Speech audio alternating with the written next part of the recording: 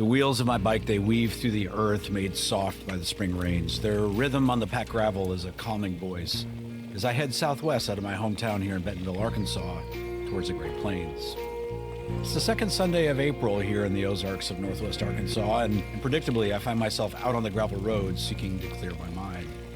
The southern air is warm and heavy as spring returns, and the sky is that particular kind of blue scrubbed clean by last night's wind. The dark storm clouds linger on the far horizon even as the daffodils have burst forth yellow from the ground in defiance. The pink flowers of the rosebuds have bloomed, and the dogwoods have broken from their sleep in just a beautiful array of white. It's a beautiful pattern to witness, a reminder that the days ahead still remember who they are. They're revealing the hope that they have held for us over these winter months. And on the church calendar, we've just celebrated Easter.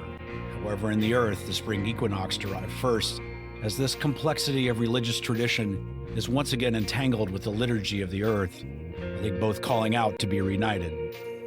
This is a season of revelation, of light breaking through the cold and the dark, and maybe that's fitting for where I find myself this morning, because the questions I carry, I think they need some light also. The gravel roads in this part of Benton County are quiet on Sunday mornings. They are quiet because the cars and the farm trucks have already reached their morning destination. And as I ride, I pass a few churches.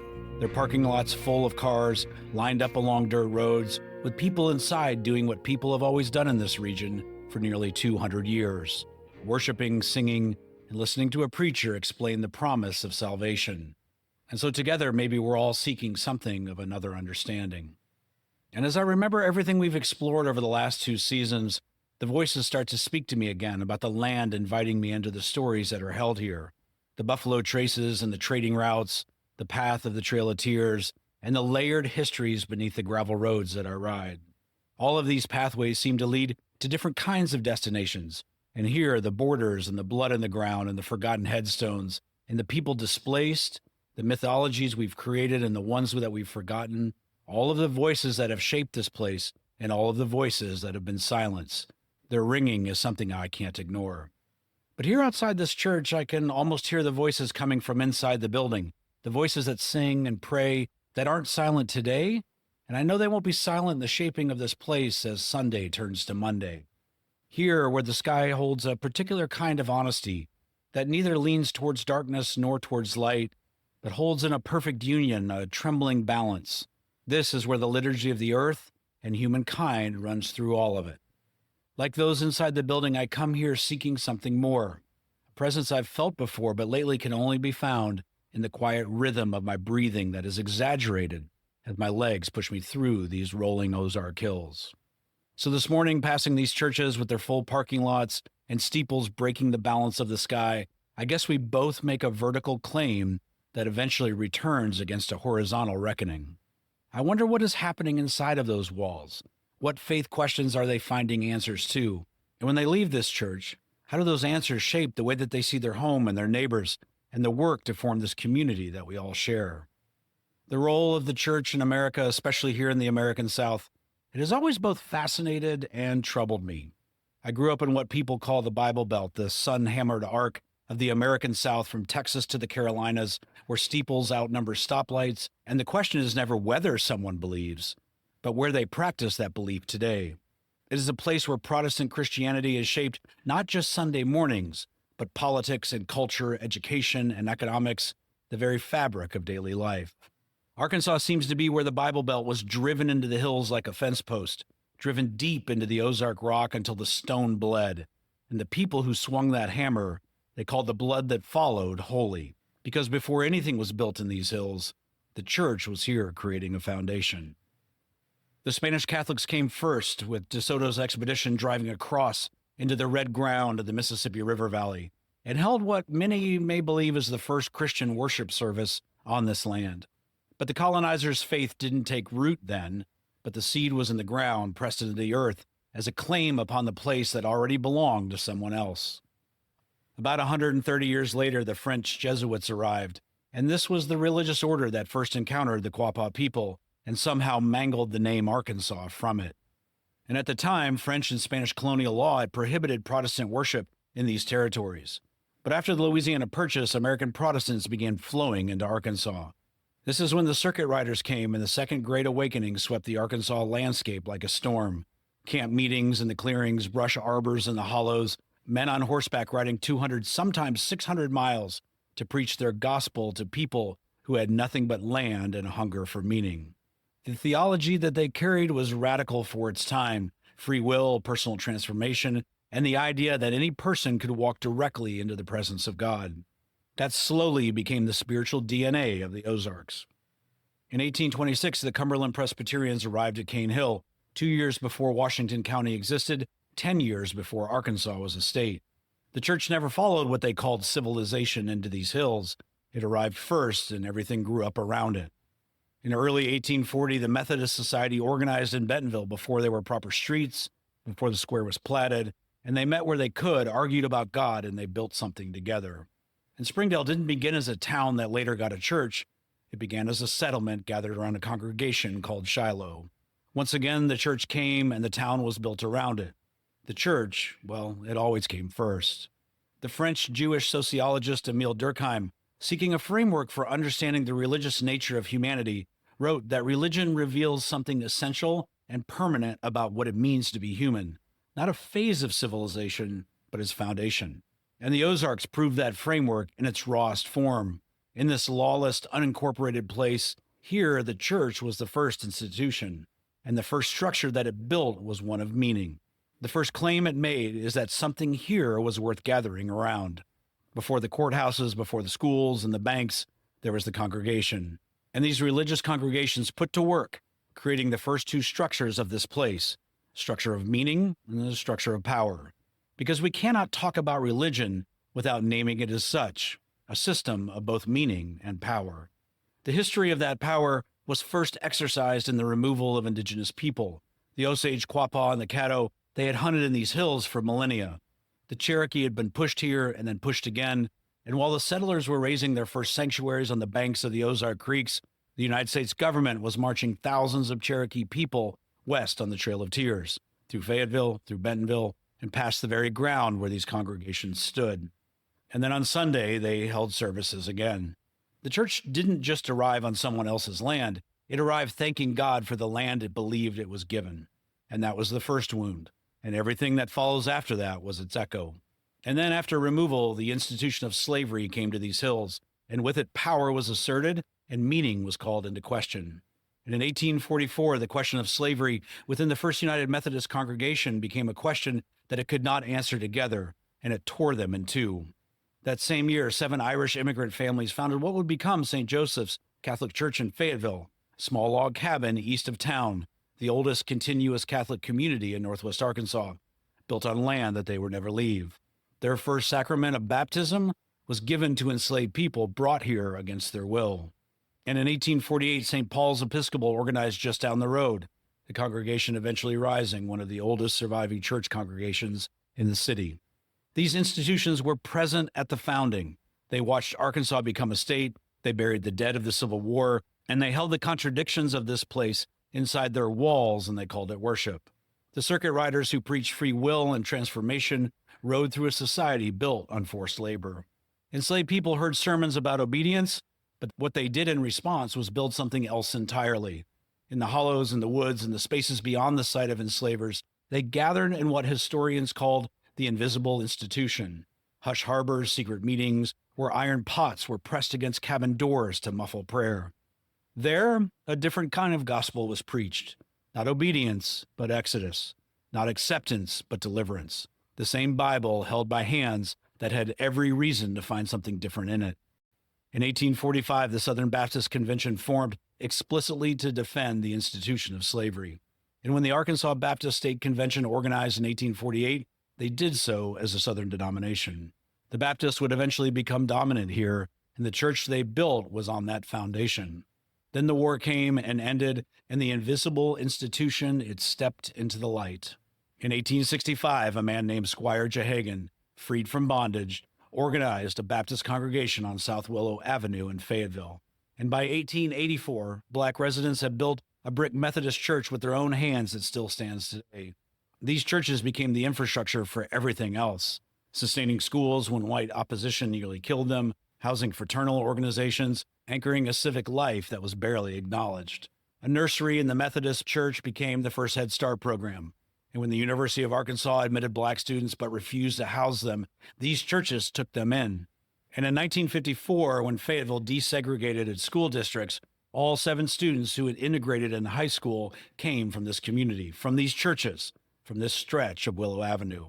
The Hush Harbor had become a cathedral of resistance.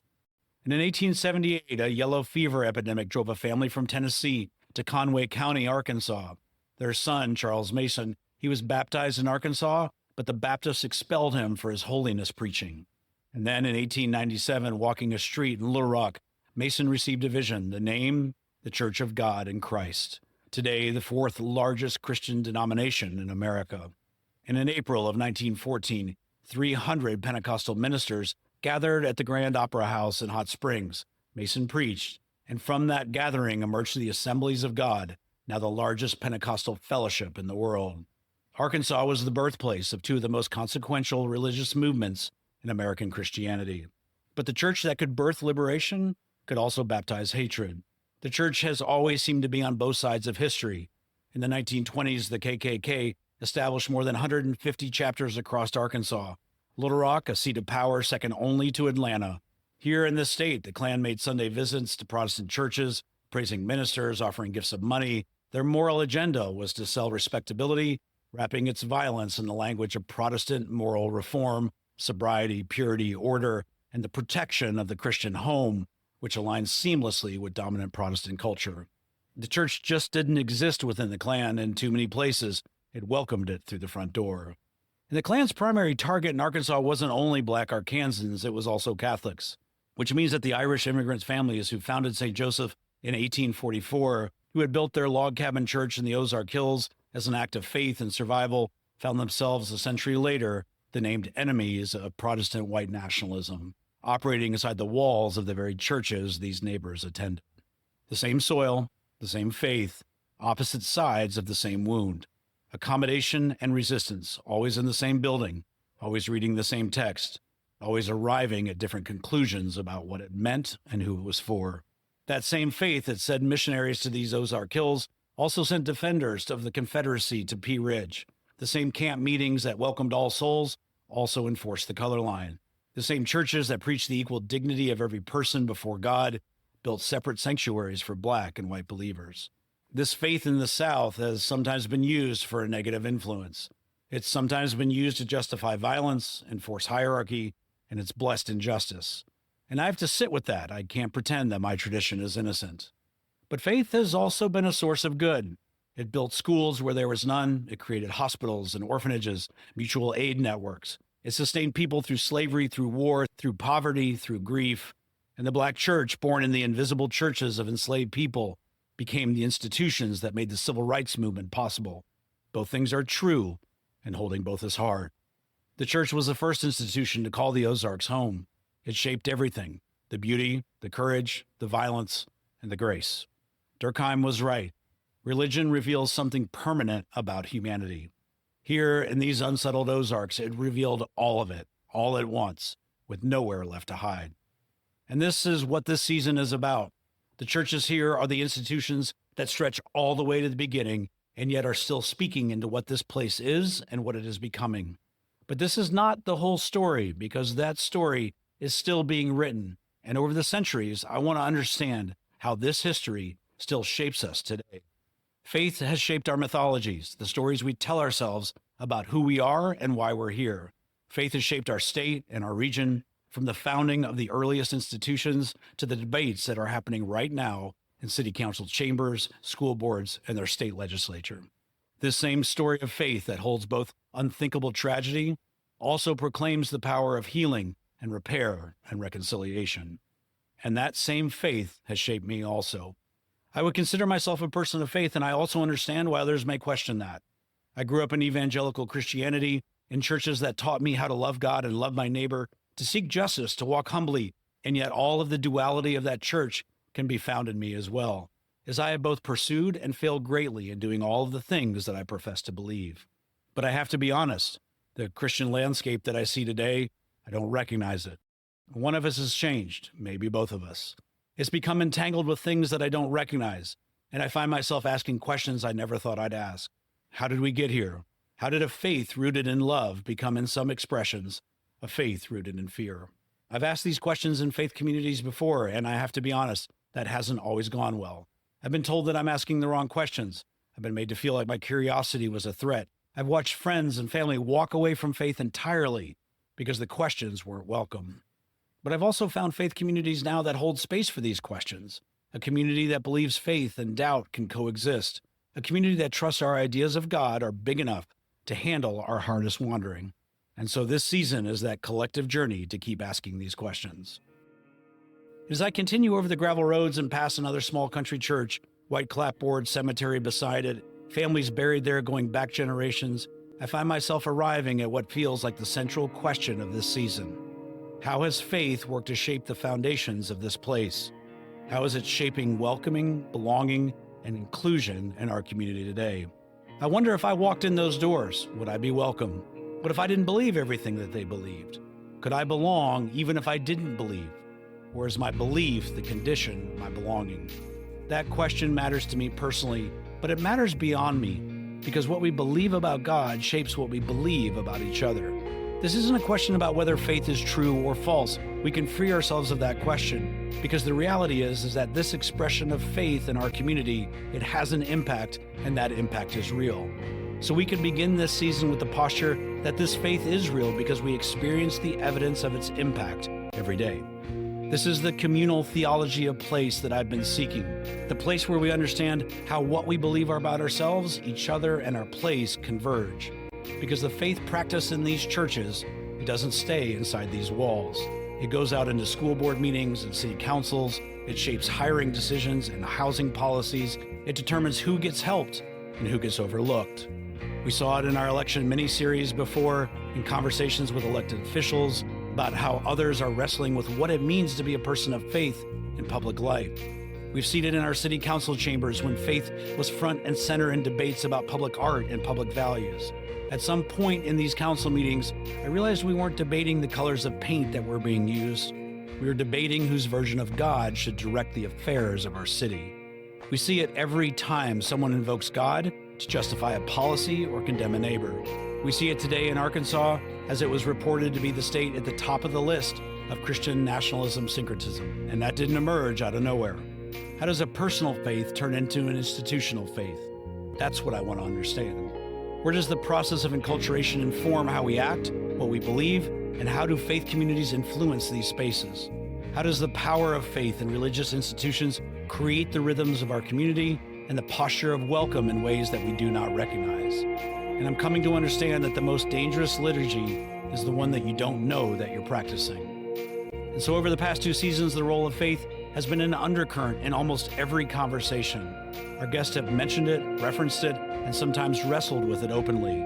Dr. Perla Guerrero talked about how religious institutions have shaped immigrant communities. Interviews with descendants of the Trail of Tears spoke of spiritual traditions that survived forced removal. Black Arkansans shared how the church was one of the institutions that they could call their own during segregation. Faith has been here all along, beneath the surface, shaping everything. But I've also learned that no one person can represent it. The faith of Northwest Arkansas is not monolithic. Yes, evangelical Christianity has the largest influence here, but that's not the whole story. And even within evangelical Christianity, there's diversities that outsiders don't always see. But before we begin, I have to be honest about my own limitations. I'm not a theologian. My exposure to faith traditions outside my own has been limited. I grew up in one stream of Christianity, and while I've asked questions and wondered some, I have to be honest with myself and try to see how my perspective is still shaped by where I started. So I've been thinking about something that Dr. Jared Phillips told me about the unique history of religion in the American South. From the very beginning, the Ozarks have never been one faith. The Osage and the Quapaw had their own spiritual traditions long before white settlers arrived. Circuit riders built Methodism in living rooms, Baptists followed, and then they split again. Formerly enslaved people built their own churches as a refuge of safety. Pentecostalism was born in a Hot Springs opera house, and today a mosque sits within driving distance of the megachurch, a Spanish Mass parish, and a Hindu temple. Religious pluralism isn't new to these Ozarks. It's the oldest story that we have. These are the questions that I'm carrying this season. But I want to be honest about my own posture based on my own story. I don't know that I can be objective enough to ask the right questions alone. I'm too shaped by my own tradition, my own blind spots, my own assumptions, my own social position. I have to admit that I've been so deeply influenced by evangelical Christianity that I'm not sure I can see it clearly. I need someone to help see what I cannot. Someone who might, on the surface, be very different from me. Someone from a different faith tradition or a different background, a different set of experiences. But someone who shares a hope that faith can be a renewing force in our community rather than dividing one. So I'm going to take a step forward this season. I'm going to invite someone in to help us all work through this.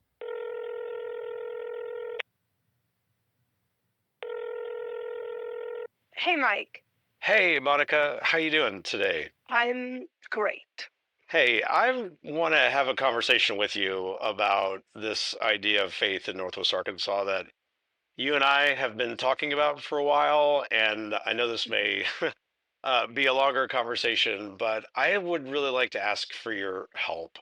As we've talked through this season, I think I've just come to this point where I'm just not sure that I fully trust myself to navigate through this alone. And, you're aware, I mean, like I'm too far inside my own tradition and I know what I think I know. And I think that's also can be good and problematic.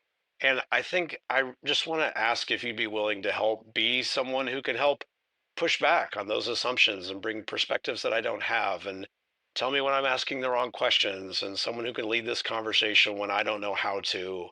And I know you and I share, as we've talked many times, we share a common hope that faith can be something that unites rather than divides. And I just really think that I need your help and your voice to help understand this story better. And so I'm calling just to kind of ask if you would be willing to step into this conversation and help co-host this season with me. Well, I mean, I need a moment with that, Mike, because I wasn't expecting to be so moved by your invitation. So thank you for that. Yeah, I mean, I think, yes, of course, yes. And I think it's really important for me to also maybe try and articulate why I'm saying yes. And of course, you're a dear friend and I respect you and the work you do so much. But that's probably not my main reason for saying yes. It's not just because you asked. I think it's because of the specific way you asked. You didn't say, like, I need a translator, I need a different perspective. I heard you say that you don't trust yourself to navigate this alone. And that felt really honest and vulnerable and compelling to me. And so I want to be honest with you. Faith is complicated territory for me in ways that I'm still working out, especially in this space. I've sat outside of spaces when it comes to faith and specifically in our region, for a long time. And so I'm always looking for spaces where I can step inside if I'm invited. So I'm hearing you invite me in, and it feels like that's what you're asking. So I'm going to say yes, because I feel like we have faith that we can do this together with grace and love. Well, I would be humbled, Monica. I know from all of our conversations that this idea of faith being a bridge and not a wall, and that people from different faith traditions and experiences and worlds even can work together to build a community where everyone belongs. And I know this has been at your heart, and I know this is a work that you've been doing for so long.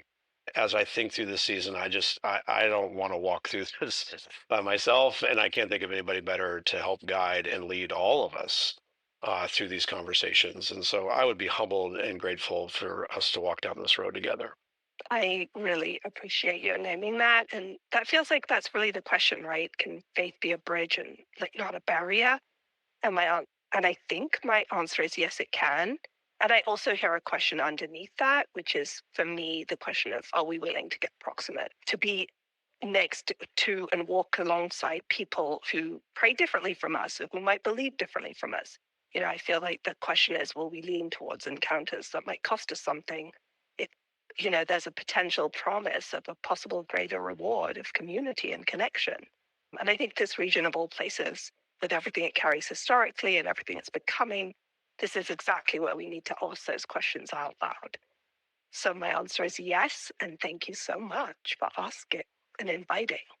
Well, I'm humbled and grateful. And let's set up a time where we can dig into where we even begin this conversation and how we start and our backgrounds. And maybe we need a moment just for the two of us to have a kind of a centering moment where we can figure out where are we starting from this conversation.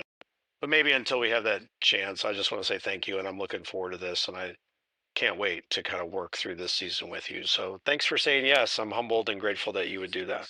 Thank you for the invitation, Mike. I'm humbled and grateful that you invited me. Thanks, Monica. All right, we'll talk soon. Bye-bye.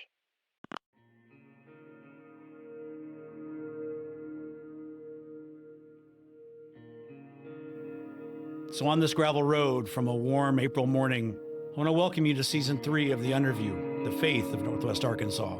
This season, we'll explore the traditions that have shaped this place. We'll trace the history from frontier revivals to megachurches and the growing religious diversity of today. We'll ask hard questions about how faith has been used to include and exclude, to build and to break. And we'll do it together, Monica and I, along with the guests that we'll bring into these conversations, pastors and historians, scholars and seekers, peoples whose faith has sustained them, and people who have walked away. In the spirit of our communal theology of place, this act of faith and honest conversation is my hope, that we can lead to a deeper understanding of each other. I believe that faith can hold our convictions while making room for others. Faith that the God worshipped in 100 different ways across this region might be enough for all of our questions. For in the end, the question of what we believe, it is inseparable from the question of who we are becoming. And that question belongs to all of us.